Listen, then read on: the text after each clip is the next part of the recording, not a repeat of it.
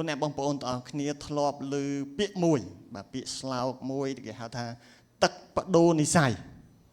បាទធ្លាប់ទេបាទធ្លាប់ពេលនេះតាមពិតទៅគឺជាន័យមួយដែលគេនិយាយឡើងដើម្បីបញ្ឆិតបញ្ឈៀងដែលសំដៅទៅលើស្រាឬក៏គ្រឿងស្រវឹងនៅពេលដែលមនុស្សម្នាក់គាត់ទទួលទានស្រាចូលទៅក្នុងខ្លួនគាត់ចាប់ផ្ដើមមានអារម្មណ៍ដូចមិនដែរដូចជាក្តៅតិចតិចស្ពឹកមុខតិចតិចមុខចាប់ផ្ដើមក្រហមគាត់ហាក់បីដូចជាផ្លាស់ប្ដូរភ្លាមតែម្ដងគាត់ចាប់ផ្ដើមមានអារម្មណ៍ថាដូចខ្លួនឯងក្លាហានជាងមុនដូចជាដំបងដូចមិនសូវហ៊ានទេបាទដូចមិនសូវហ៊ានទេបាទដូចជាពិសេសអ្នកដែលត្រៀមខ្លួនសារភាពស្នេហ៍អីចឹងណាដូចជាញីញ័រទីធាក់តែបើបានមកកំប៉ុងអីដាក់ទៅរលមាត់ហ្មងបាទដូចចេញមកហ្មងភាពក្លាហានហ្នឹងដូចខ្លាំងជាងមុនគាត់និយាយច្រើនជាងមុនអ្នកខ្លះចូលចិត្តនិយាយពាក្យម៉េចហូបចំស្រាតប៉ែនិយាយមកនិយាយអត់មានឲ្យអ្នកណានិយាយទេបាទទៅផ្ទះវិញល្អូដាក់ប្រពន្ធទៀតហើយល្អូងើអត់ព្រមដេកនៅហ្នឹងនិយាយរឿងរ៉ាវក្នុងបេះដូងចេញមកបាទប្រពន្ធនិយាយថាឲ្យបាទមិនក៏មិនព្រមស្ដាប់ទេបាទហូបចំស្រាតប៉ែនិយាយច្រើនជាងមុនបាទគាត់ហាក់បីដូចជាមានកម្លាំងជាងមុនអ្នកខ្លះហូបហើយក្លាហានបដ មិនដឹងថាហូបចំស្រាអីទាញដាវទាញកបិតដេញកាប់គ្នាពេញហ្នឹងបាទលោកអ្នកបងប្អូនទាំងអស់គ្នាយើងមើលឃើញថានៅពេលដែលមនុស្សម្នាក់គាត់ពិសាគ្រឿងស្រវឹងទៅគាត់ហាក់បីដូចជាផ្លាស់ប្ដូរបាទផ្លាស់ប្ដូរខាងក្រៅបាទនៅអត្តចរិតអីផ្សេងប៉ុន្តែផ្លាស់ប្ដូរតែមួយផ្លែតទេតាស្វាងហើយសុភាពឡើងវិញហើយអូនជម្រាបសួរអមជម្រាបសួរសូមជម្រាបសួរដល់លោកគ្រូអ្នកគ្រូទាំងអស់ដែលមានវត្តមាននៅក្នុងនេះហើយដែលស្ថិតនៅក្នុងសេចក្តីស្រឡាញ់របស់ព្រះអង្គចាស់នៃយើងទាំងអស់គ្នាហើយសូមលោកគ្រូអ្នកគ្រូបានផ្ចង់ចិត្តហើយផ្ដោតចិត្តទៅលើព្រះបន្ទូលដ៏រស់របស់ព្រះអង្គហើយនឹងខ្ញុំនឹងអានហើយព្រះគម្ពីររ៉ូមជំពូក8ខ14ដល់ខ17ត្បិតអស់អ្នកដែលព្រះវិញ្ញាណរបស់ព្រះជាម្ចាស់ណែនាំសុទ្ធតែជាបុត្ររបស់ព្រះជាម្ចាស់បងប្អូនពុំបានទទួលវិញ្ញាណដែលធ្វើឲ្យបងប្អូនទៅជាខ្ញុំបម្រើហើយឲ្យនៅតែភ័យខ្លាចទៀតទេគឺបងប្អូនបានទទួលព្រះវិញ្ញាណដែលធ្វើឲ្យបងប្អូនទៅជាបុត្ររបស់ព្រះជាម្ចាស់ដោយសារព្រះវិញ្ញាណនេះយើងបន្លឺសំឡេងឡើងថាអាប់បាអោព្រះបិតាគឺព្រះវិញ្ញាណផ្ទាល់ដែលផ្ដល់សក្ខីភាពឲ្យវិញ្ញាណរបស់យើងដឹងថាយើងពិតជាបុត្ររបស់ព្រះជាម្ចាស់មែនប្រសិនបើយើងពិតជាបុត្រមែននោះយើងមុខជាទទួលមរតកពុំខានយើងនឹងទទួលមរតកពីព្រះជាម្ចាស់គឺទទួលមរតករួមជាមួយព្រះគ្រីស្ទដោយយើងរងទុក្ខលំបាករួមជាមួយព្រះអង្គដូច្នេះយើងក៏នឹងទទួលសេរីរុងរឿងរួមជាមួយព្រះអង្គដែរសូមលោកគ្រូអ្នកគ្រូបានបន្តទៅព្រះគម្ពីរកិច្ចការជំពូក2ខ1ដល់ខ21នៅបុណ្យថ្ងៃទី50ពួកសិស្សបានរួមប្រជុំទាំងអស់គ្នានៅកន្លែងតែមួយរំពេចនោះស្រាប់តែមានឮស្នូរសន្ធឹកពីលើមេឃដូចខ្យល់បោកយ៉ាងខ្លាំងពេញក្នុងផ្ទះដែលគេនៅពួកសិស្សបានឃើញហាក់ដូចជាមានអណ្ដាតភ្លើងបែកចេញពីគ្នាចុះមកសន្ធិដ្ឋលើពួកគេម្នាក់អ្នកទាំងនោះបានពោពេញដោយព្រះវិញ្ញាណដ៏បរិសុទ្ធហើយចាប់ផ្ដើមនិយាយភាសាផ្សេងពីគ្នាតាមព្រះវិញ្ញាណប្រោសប្រទានឲ្យពេលនោះមានជនជាតិយូដាជាអ្នកគោរពប្រតិបត្តិព្រះជាម្ចាស់មកពីប្រទេសនានាក្នុងពិភពលោកទាំងមូលស្នាក់នៅក្រុងយេរូសាឡិមដែរពេលស្នូរសន្ធឹកលាន់ឮយ៉ាងខ្លាំងដូច្នោះមហាជននាំគ្នារត់មកមើលហើយភ្ញាក់ផ្អើលក្រៃលែងព្រោះម្នាក់បានឮពួកសិស្សនិយាយភាសារបស់ខ្លួនអ្នកទាំងនោះងឿងឆ្ងល់ខ្លាំងណាស់គេស្ញើចសរសើរទាំងពោលថា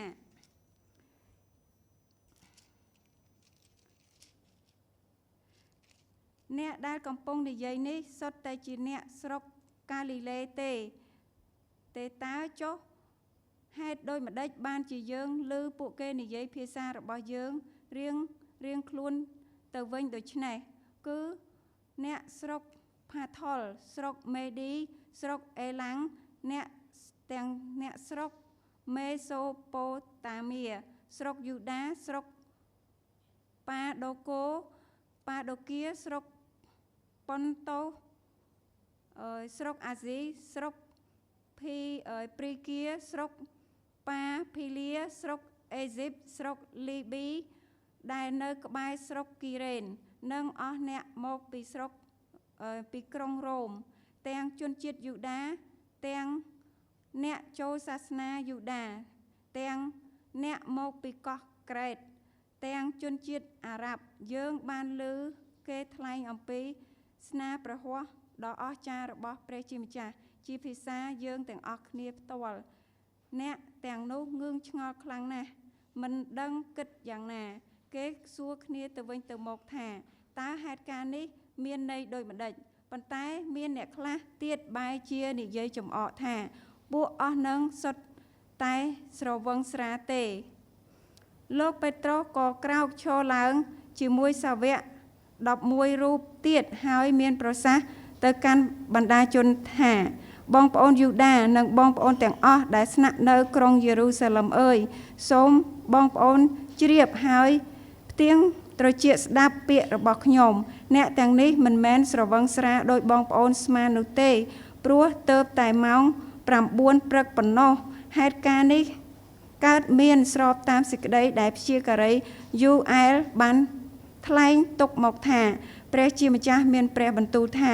នៅគ្រាចុងក្រោយបង្អស់យើងនឹងយកវិញ្ញាណយើងមកចាក់បង្ហូរលើមនុស្សលោកទាំងផងទាំងពួងកូនប្រុសកូនស្រីរបស់អ្នករាល់គ្នានឹងថ្លែងព្រះបន្ទូលពួកយុវជននឹងនិមិត្តឃើញការអស្ចារ្យហើយពួកចាស់ទុំរបស់អ្នករាល់គ្នានឹងយល់សុបិននិមិត្តនៅគ្រានោះយើងពិតជាយកវិញ្ញាណយើងមកចាក់បង្ហូរលើអ្នកបំរើទាំងប្រុសទាំងស្រីរបស់យើងហើយគេនឹងថ្លែងព្រះបន្ទូលយើងនឹងសម្ដែងមហិទ្ធិឫទ្ធិបដិហានៅលើមេឃសម្ដែងទីសម្គាល់ផ្សេងនៅលើផែនដីគឺមានឈាមមានភ្លើងនិងមានកំសួលផ្សែងព្រះអាទិត្យនឹងប្រែទៅជាងងឹតបាត់រស្មីព្រះច័ន្ទនឹងប្រែទៅជាឈាមនៅមុនថ្ងៃព្រះអង្គម្ចាស់យាងមកគឺជាថ្ងៃដ៏រុងរឿងឧត្តមឧត្តមពេលនោះអ្នកណាវង្វេងរកព្រះនាមព្រះអង្គអ្នកនោះនឹងទទួលការសង្គ្រោះបងប្អូននេះគឺជាព្រះបន្ទូលរបស់ព្រះជាម្ចាស់សូមអរគុណលោកគ្រូអ្នកគ្រូ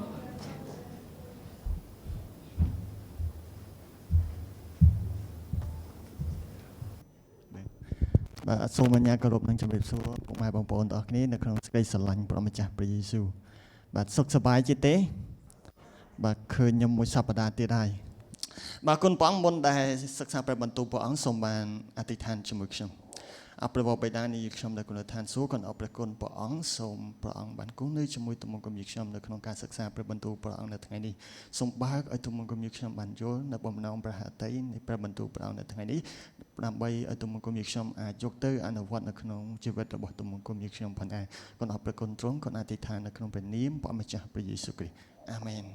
លោកអ្នកបងប្អូនទាំងអស់គ្នាធ្លាប់ឮពាក្យមួយបាទពាក្យស្លោកមួយគេហៅថាទឹកបដូរនិស្ស័យបាទធ្លាប់ទេបាទធ្លាប់អីគេស្រាបាទគឺស្រាបាទស្រាពេលនេះតាមពិតទៅគឺជាន័យមួយដែលគេនិយាយឡើងដើម្បីបញ្ឆិតបញ្ឈៀងដែលសំដៅទៅលើស្រាឬក៏គ្រឿងស្រវឹង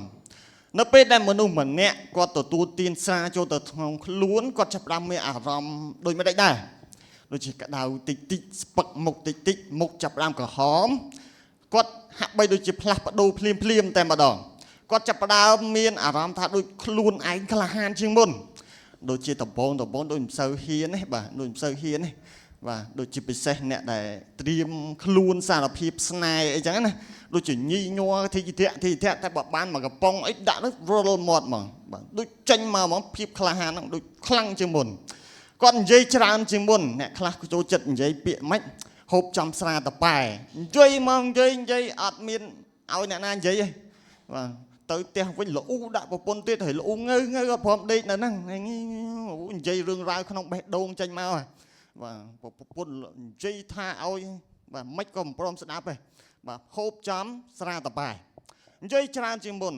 បាទគាត់ហាក់បីដូចជាមានកម្លាំងជាងមុនអ្នកខ្លះហូបហើយក្លាហានបដ មិនដឹងថាហូបចំស្រាអីទាញដាវទាញកបិតដេញកាប់គ្នាពេញហ្នឹងបាទ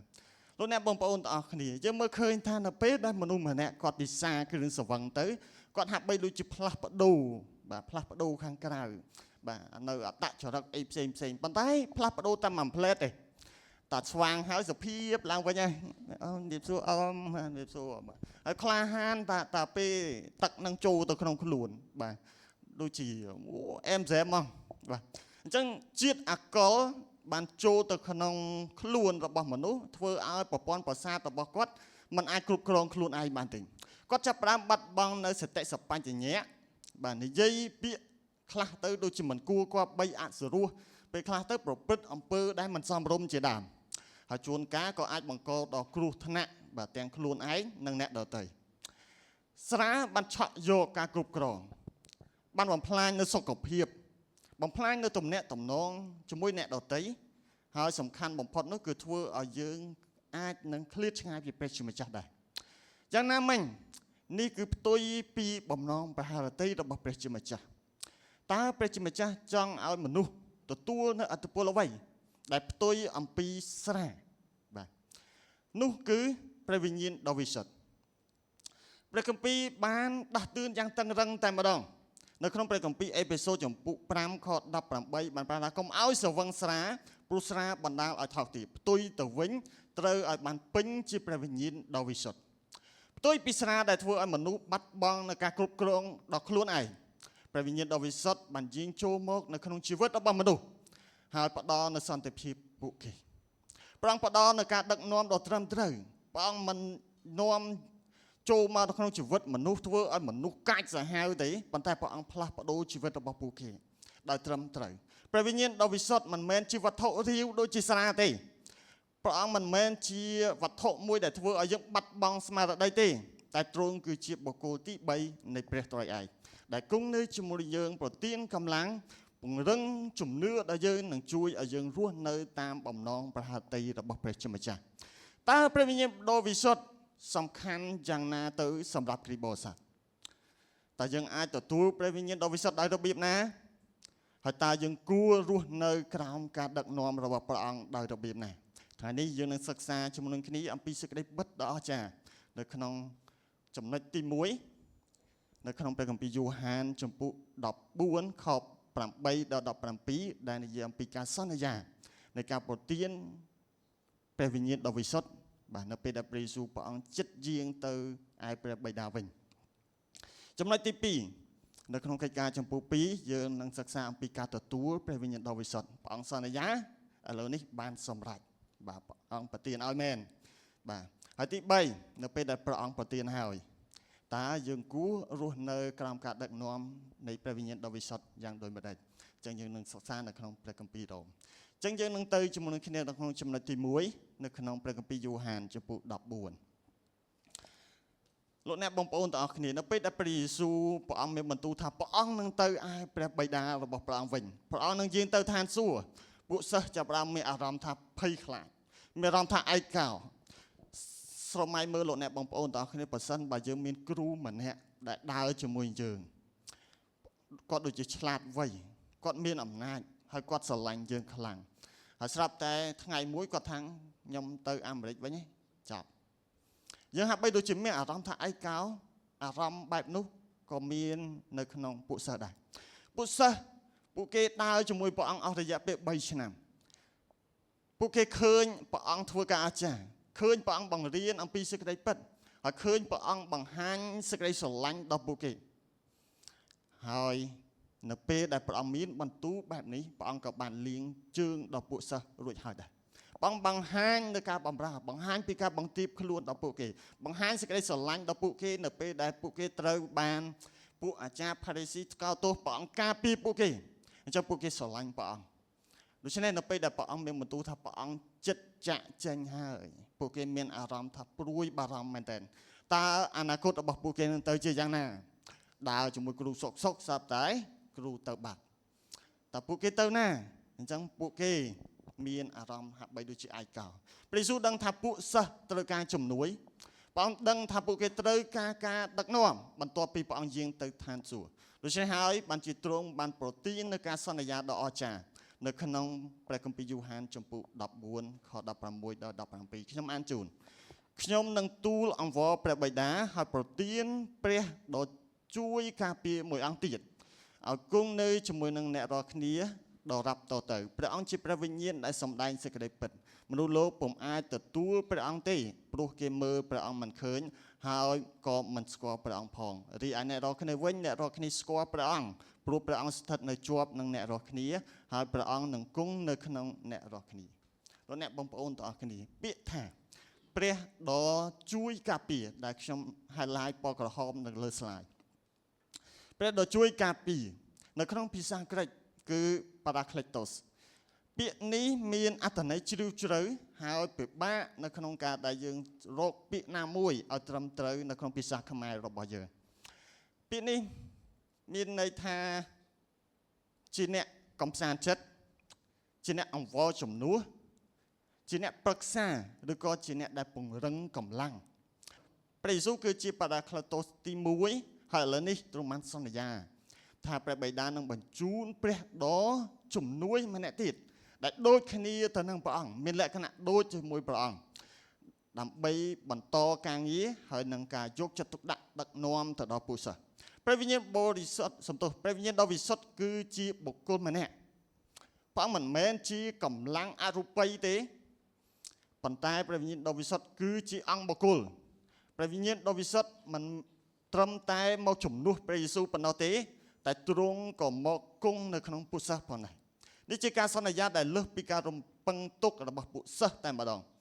ជំនួសឲ្យការដែលដើរជាមួយនឹងពួកសិស្សព្រះយេស៊ូវដើរជាមួយពួកសិស្សបង្រៀនដល់ពួកសិស្សប៉ុន្តែព្រះវិញ្ញាណដ៏វិសុទ្ធនេះព្រះអង្គនឹងយាងមកគង់នៅជាមួយពួកសិស្សមកគេដើរទៅណាព្រះអង្គទៅជាមួយគង់នៅខាងក្នុងតែម្ដង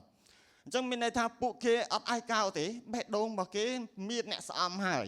មានអ្នកនៅក្នុងនឹងហើយគឺព្រះវិញ្ញាណដ៏វិសុទ្ធ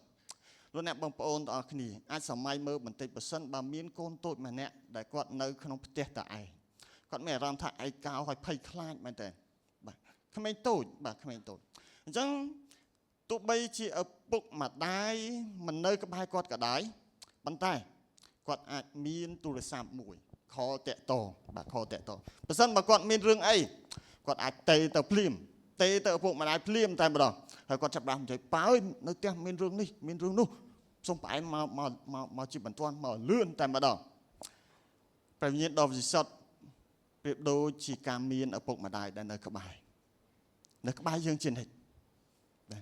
ព្រះអង្គអត់ដូចជាការទេទូរស័ព្ទទៅព្រះអង្គមកទេអត់ទេព្រះអង្គដូចជានៅក្បែរយើងជានិច្ចព្រះអង្គមិនមែនគ្រាន់តែជាទូរស័ព្ទសម្រាប់ហៅទេប៉ុន្តែព្រះវិញ្ញាណបរិសុទ្ធគឺគង់នៅក្នុងយើងតែម្ដងព្រះអង្គនឹងធ្វើការនៅក្នុងជីវិតរបស់យើងហើយដឹកនាំជីវិតរបស់យើងតែម្ដងចំណុចទី2នៅពេលដែលព្រះយេស៊ូវបានសន្យាកិច្ចការទាំងអស់នោះក៏បានសម្រេចតាមសេចក្តីសន្យារបស់ព្រះអង្គមែនគឺនៅក្នុងព្រះគម្ពីរកិច្ចការចំពុកទី2គឺការទទួលព្រះវិញ្ញាណដ៏វិសុទ្ធបន្ទាប់ពីព្រះយេស៊ូវយាងទៅឋានសួគ៌ការសន្យារបស់ព្រះអង្គបានคล้ายទៅជាការពិតនៅថ្ងៃបុណ្យទី50នៅក្នុងព្រះគម្ពីរកិច្ចការចំពុក2ខទី4នេះគឺជាថ្ងៃដែលពួកសិស្សទទួលព្រះវិញ្ញាណដ៏វិសុទ្ធហើយអំណាចនៃព្រះជាម្ចាស់បានសម្ដែងយ៉ាងអស្ចារ្យនៅក្នុងពួកគេនៅពេលនោះពេត្រុសលោកក៏បានឈរឡើងហើយអធិប្បាយដែលពោពេញទៅដោយព្រះវិញ្ញាណដ៏វិសុទ្ធនៅក្នុងការអធិប្បាយរបស់គាត់លោកពេត្រុសបានរំលឹកបណ្ដាជនអំពីព្រះយេស៊ូវគ្រីស្ទបាទអំពីព្រះយេស៊ូវហើយគាត់បានប្រកាសថាបងប្អូនជនជាតិអ៊ីស្រាអែលអើយសូមស្ដាប់ពាក្យនេះចុះព្រះជាម្ចាស់បានរ៉ាប់រងទទួលលោកយេស៊ូវជាអ្នកភូមិណាសារ៉េតនៅមុខបងប្អូនទាំងអស់គ្នាដោយព្រះអង្គបានសម្ដែងការអស្ចារ្យឫទ្ធិបដិហានិងទីសម្គាល់ផ្សេងៗនៅកណ្ដាលចំណោមបងប្អូនតាមរយៈលោកដូច្នេះបងប្អូនជ្រាបស្រាប់ហើយបងប្អូនបានបញ្ជូនលោកយេស៊ូវនេះទៅឲ្យពួកជនពាលឥតសាសនាឆ្កាងលោកដោយព្រះជាម្ចាស់បានកំណត់ទុកដោយព្រះអង្គទ្រង់ញៀនជាមុន ព្រះជាម្ចាស់បានប្រោសឲ្យលោករស់ឡើងវិញព្រះអង្គដោះលែងលោកឲ្យរួចពីទុក្ខលំបាកនៃសេចក្តីស្លាប់ព្រោះសេចក្តីស្លាប់មិនអាចឃុំលោកទុកបានឡើយនៅក្នុងកិច្ចការជំពូក2ខ24សំទោស22ដល់24នេះគឺជាសារដំណឹងល្អយ៉ាងច្បាស់អំពីព្រះយេស៊ូវដែលត្រូវបានឆ្កាងប៉ុន្តែព្រះជាម្ចាស់បានប្រោសទ្រង់ឲ្យមានប្រជញ្ញរស់ឡើងវិញហើយនេះគឺជាមូលដ្ឋានគ្រឹះនៃជំនឿរបស់គ្រីស្ទបរិស័ទប្រសិនបើព្រះយេស៊ូវមិនបានរស់ពីសុគតឡើងវិញទេនោះគឺឥតប្រយោជន៍នៅក្នុងជំនឿរបស់គ្រីស្ទបរិស័ទប៉ុន្តែបន្ទាប់ពីបានស្ដាប់នៃការអធិប្បាយរបស់លោកពេត្រុសបណ្ដាជនចាប់ផ្ដើមមានអារម្មណ៍ថាដូចជាចាក់ចុចទៅក្នុងបេះដូងរបស់ពួកគាត់ដូចជាមានអារម្មណ៍ថាអីមួយដូចជាចាក់ទៅក្នុងបេះដូងហើយគាត់បានសួរទៅកាន់លោកពេត្រុសថាបងប្អូនអើយតើឲ្យយើងខ្ញុំត្រូវធ្វើដូចម្ដេចនៅក្នុងខទី37តើខ្ញុំត្រូវធ្វើដូចម្ដេចបាទតើអ្វីជាដំណោះស្រាយបណ្ដាជនចាប់ផ្ដើមមានអារម្មណ៍បែបដូច្នោះហើយលោកពេត្រុសក៏ចាប់ផ្ដើមឆ្លើយគាត់បានឆ្លើយនៅក្នុងខទី38បាទ38និង39ហើយខទាំងពីរនេះបានបង្ហាញនៅកិច្ចការពីរយ៉ាងដែលសំខាន់នៅក្នុងការទទួលព្រះវិញ្ញាណដ៏វិសុទ្ធនៅទីនេះលោកបាននិយាយថាទី1គឺប្រែចិត្តបាទប្រែចិត្តការប្រែចិត្តមានន័យថាការផ្លាស់ប្ដូរគំនិតផ្លាស់ប្ដូរនៅទិសដៅជីវិតរបស់យើងវាជាការងាកចេញពីអំពើបាបហើយងាកទៅរកព្រះជាម្ចាស់វិញវាជាការទទួលស្គាល់ថាយើងគឺជាមនុស្សដែលមានបាបយើងជាមនុស្សដែលមិនបរិសុទ្ធយើងត្រូវការអត់ទោសមកពីព្រះជាម្ចាស់ទី2លោកពេត្រុសបាននិយាយថាត្រូវទទួលបន់ជ្រមុជទឹកក្នុងព្រះនាមព្រះយេស៊ូវគ្រីស្ទការទទួលពិធីបន់ជ្រមុជទឹកគឺជានិមិត្តរូបមួយនៃការសុគតជាមួយនឹងព្រះយេស៊ូវហើយរស់ឡើងវិញជាមួយនឹងទ្រង់វាជាការបង្ហាញជាសាធារណៈនៅជំនឿរបស់បុគ្គលម្នាក់ទៅកាន់ព្រះយេស៊ូវគ្រីស្ទដូច្នេះនៅពេលដែលលោកពេត្រុសបាននិយាយអំពីកិច្ចការពីរនេះហើយអ្វីជាលទ្ធផលបាទលទ្ធផលគឺបានប្រាប់នៅក្នុងខទី39ថាបងប្អូននឹងទទួលព្រះវិញ្ញាណដ៏វិសុទ្ធដែលជាអំណោយទានរបស់ព្រះជាម្ចាស់បាទនេះគឺជាលទ្ធផលព្រះវិញ្ញាណដ៏វិសុទ្ធគឺជាអំណោយទានមួយដែលព្រះជាម្ចាស់បានប្រទានមកឲ្យសម្រាប់អ្នកជឿដែលប្រែចិត្តវាមិនមែនជាអ្វីដែលយើងអាចរកបានដោយកម្លាំងផ្ទាល់ខ្លួនរបស់យើងឬក៏សមត្ថភាពរបស់យើងឬក៏យើងអាចយកលុយទៅសោកប៉ាន់យកលុយទៅទិញព្រះវិញ្ញាណដ៏វិសុទ្ធបានទេព្រះវិញ្ញាណដ៏វិសុទ្ធគឺសម្រាប់អ្នកណាទៅបាទគឺសម្រាប់បងប្អូនទាំងអស់គ្នាដែលបង្ហាញនៅក្នុងចុងខបានប្រាប់ថាចំពោះកូនចៅរបស់បងប្អូននិងចំពោះអស់អ្នកដែលនៅឆ្ងាយទាំងប៉ុន្មានដែរតាមដែលព្រះជាម្ចាស់បានត្រាស់ហៅឲ្យបងប្អូន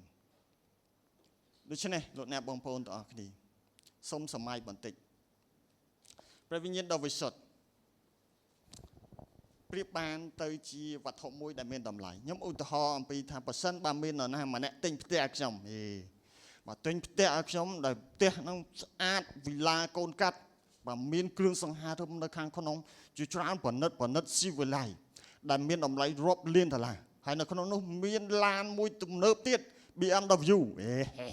អែមប្រហែលជានេះគាត់តែជាក្តីសម័យទេមិនមែនតែក៏អូដែរបាទអញ្ចឹងបើសិនបើមានម្នាក់ដែលគាត់ស្ម័គ្រចិត្តទិញឲ្យខ្ញុំមែនតើអ្វីដែលខ្ញុំត្រូវទទួលតែខ្ញុំត្រូវការអីត្រូវការកូនសោផ្ទះបាទបើសិនបើអត់មានកូនសោផ្ទះខ្ញុំចូលផ្ទះមិនទៅបាទខ្ញុំត្រូវការកូនសោផ្ទះដើម្បីចូលទៅក្នុងផ្ទះហ្នឹងបើគាត់មិននិយាយថាលោកគ្រូខ្ញុំទិញផ្ទះឲ្យលោកគ្រូនេះផ្ទះនេះបាទហើយបើសិនបើគាត់អត់ឲ្យកូនសោខ្ញុំចូលទៅមិនផ្លាស់លបងចូលទៅបាទអញ្ចឹងវាពិបាកបាទអញ្ចឹងខ្ញុំត្រូវការកូនសោផ្ទះបាទអញ្ចឹងព្រះវិញ្ញាណដ៏វិសុទ្ធព្រះអង្គគឺជាអំណោយមួយដ៏ធំប៉ុន្តែដើម្បីទទួលអំណោយនេះយើងត្រូវការកូនសោបាទកូនសោតើអ្វីជាកូនសោគឺការប្រែចិត្តហើយនឹងជឿទៅលើព្រះយេស៊ូវបាទនេះគឺជាកូនសោដើម្បីទទួលនៅព្រះវិញ្ញាណដ៏វិសុទ្ធទី3យើងនឹងសិក្សាជាមួយគ្នាអំពីការរស់នៅក្រោមការដឹកនាំ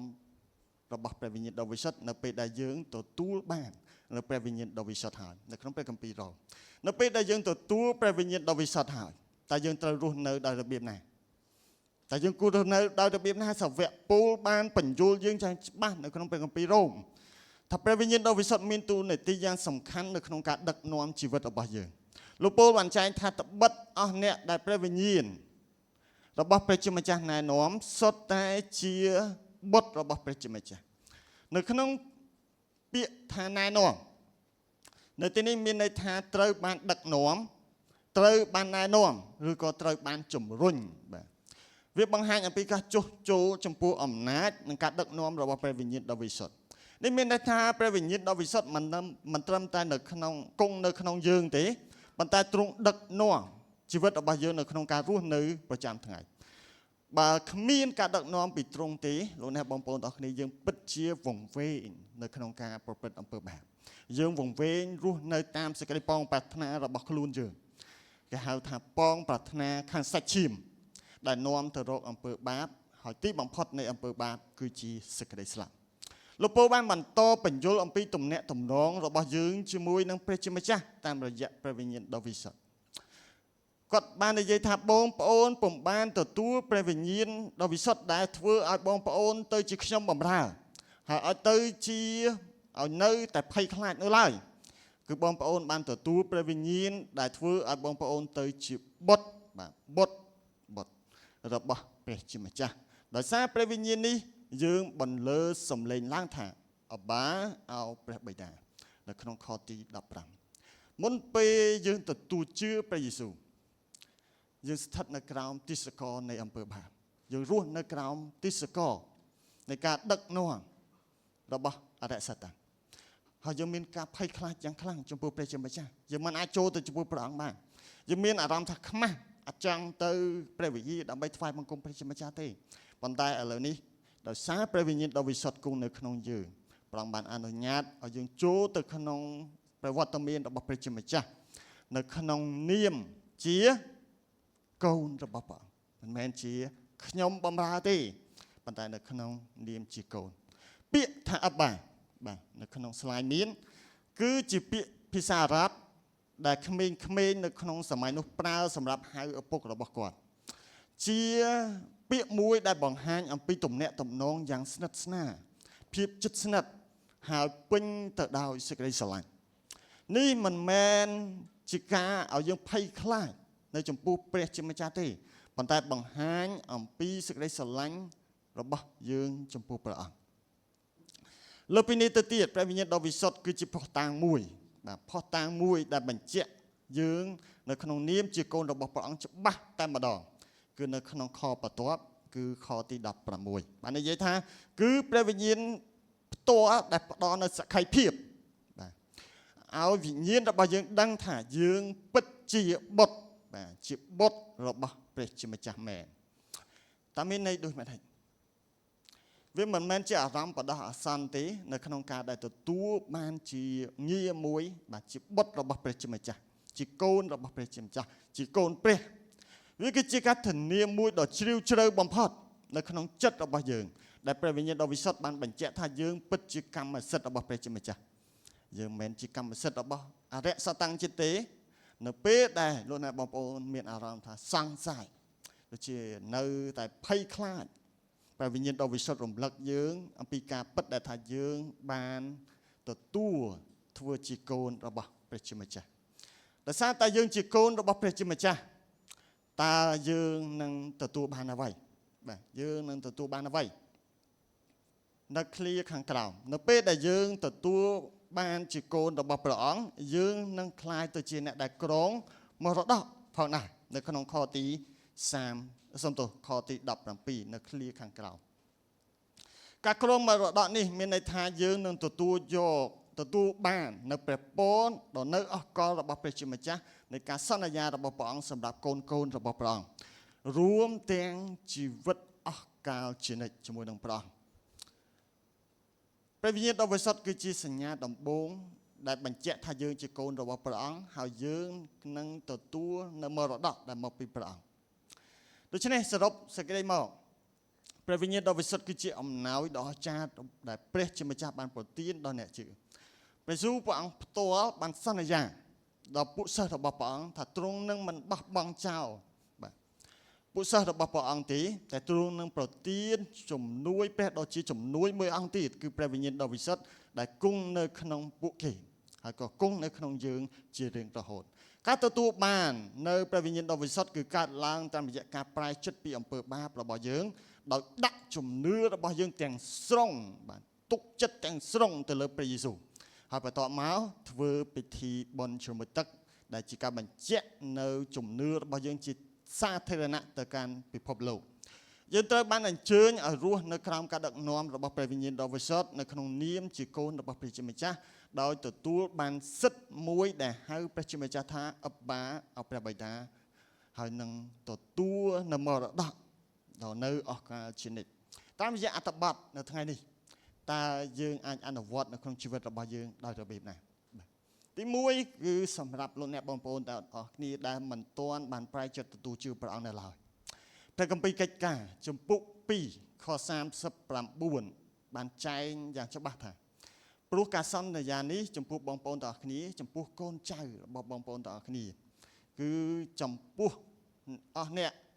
ដែលបានប្រែចិត្តពីអំពើបាបហើយបានដាក់ជំនឿទាំងស្រុងទៅលើព្រះយេស៊ូវគ្រីស្ទជាព្រះអង្គសង្គ្រោះនិងជាព្រះអង្គម្ចាស់នៃជីវិតហើយនៅប្រសិនបើលោកអ្នកបងប្អូនទាំងអស់គ្នាមិនទាន់ប្រែចិត្តទទួលជឿព្រះអង្គទេមិនទាន់បានប្រែចិត្តពីអំពើបាបនៅឡើយទេសូមឆ្លើយតបនៅការអំពាវនាវរបស់ព្រះជាម្ចាស់ដែលព្រះអង្គត្រាស់ហៅយើងនៅថ្ងៃនេះដូច្នេះមានន័យថាព្រះជាម្ចាស់កំពុងតែត្រាស់ហៅលោកអ្នកបងប្អូនទាំងអស់គ្នានៅអ្វីដែលលោកអ្នកបងប្អូនទាំងអស់គ្នាដែលត្រូវធ្វើបាទទី1ទទួលស្គាល់ថាយើងជាមនុស្សមានបាបទី2នៅពេលដែលយើងទទួលស្គាល់ហើយយើងប្រែចិត្តទី3យើងដាក់ជំនឿរបស់យើងទៅលើព្រះយេស៊ូវហើយទី4យើងទទួលពិធីចម្រុះទឹកនេះគឺជាអ្វីដែលលោកអ្នកបងប្អូនទាំងអស់គ្នាដែលមិនទាន់ប្រែចិត្តទទួលជឿព្រះអង្គនៅឡើយបាទអ្វីដែលយើងត្រូវធ្វើចំណុចទី2សម្រាប់អស់លោកអ្នកបងប្អូនដែលទាំងអស់គ្នាដែលទទួលជឿព្រះយេស៊ូវគ្រីស្ទហើយទទួលពិធីចម្រុះទឹកហើយតើខ្ញុំត្រូវរស់នៅដោយរបៀបណាទី1បាទចូលឲ្យពេញជាព្រះវិញ្ញាណដ៏វិសុទ្ធព្រះវិញ្ញាណបរិសុទ្ធនឹងគង់នៅក្នុងជីវិតរបស់លោកអ្នកប៉ុន្តែយើងត្រូវអនុញ្ញាតឲ្យព្រះអង្គធ្វើការនៅក្នុងជីវិតរបស់យើងដឹកនាំនៅក្នុងជីវិតរបស់យើងសូមអធិដ្ឋានជារៀងរាល់ថ្ងៃដើម្បីឲ្យទ្រង់បំពេញយើងជារៀងរាល់ថ្ងៃតាមរយៈព្រះបន្ទូលអេពីសូតជំពូក5ខ18ទី2រស់នៅក្រោមការដឹកនាំរបស់ព្រះអង្គនៅពេលដែលយើងទទួលព្រះអង្គហើយបាទសូមរស់នៅក្រោមការដឹកនាំរបស់ព្រះអង្គស្ដាប់បង្គាប់ព្រះអង្គតាមរយៈការអានព្រះបន្ទូលលោកអ្នកបងប្អូនទាំងអស់គ្នានឹងឮសំឡេងនៃព្រះវិញ្ញាណដ៏វិសុទ្ធដែលមានបន្ទូលមកកាន់អស់លោកអ្នកបងប្អូនទាំងអស់គ្នាហើយតាមរយៈការអធិដ្ឋានក៏ព្រះអង្គអាចមានព្រះបន្ទូលមកកាន់លោកអ្នកបងប្អូនហើយតាមរយៈការស្ដាប់ការអធិប្បាយឬក៏ការប្រឹក្សាយោបល់ជាមួយនឹងចាស់ទុំខាងព្រលឹងវិញ្ញាណឬក៏គ្រូកងវារៀនច្បងបាទទី3អនុញ្ញាតឲ្យព្រះវិញ្ញាណដ៏វិសុទ្ធបង្កើតផលផ្លែនៅក្នុងជីវិតរបស់លោកអ្នកបងប្អូនទាំងអស់គ្នាយើងរស់នៅក្រោមការដឹកនាំរបស់ព្រះអង្គហើយសូមឲ្យព្រះអង្គបង្កើតផលផ្លែខាងវិញ្ញាណទាំង9នៅក្នុងជីវិតរបស់យើងដោយផ្ដោតនៅក្នុងព្រះគម្ពីរកាឡាទីជំពូក5បន្ទាប់មកសូមប្រើប្រាស់នៅអំណោយទានដែលព្រះវិញ្ញាណដ៏វិសុទ្ធដែលបានធ្វើការនៅក្នុងជីវិតរបស់លោកអ្នកបងប្អូនទាំងគ្នាដើម្បីបម្រើព្រះអង្គព្រះវិញ្ញាណដ៏វិសុទ្ធព្រះអង្គនឹងប្រទាននៅអំណោយទានទៅកាន់លោកអ្នកបងប្អូនទាំងគ្នានៅក្នុងផ្នែកផ្សេងដើម្បីកសាងនៅរូបកាយរបស់ព្រះគ្រីស្ទនិងបម្រើទៅដល់អ្នកដទៃដូច្នេះសូមឲ្យយើងមើលឃើញនៅអំណោយទានទាំងអស់នោះហើយបម្រើនៅក្នុងក្រុមជំនុំចុងក្រោយគឺរស់នៅដោយមានសេចក្តីសង្ឃឹមសំខាន់លោកអ្នកបងប្អូនទាំងគ្នាព្រះវិញ្ញាណដ៏វិសុទ្ធគឺជាការធានានៃមរតករបស់យើងនៅក្នុងព្រះគ្រីស្ទយើងនឹងទទួលបាននូវជីវិតអស់កលជានិច្ចនៅក្នុងព្រះអង្គ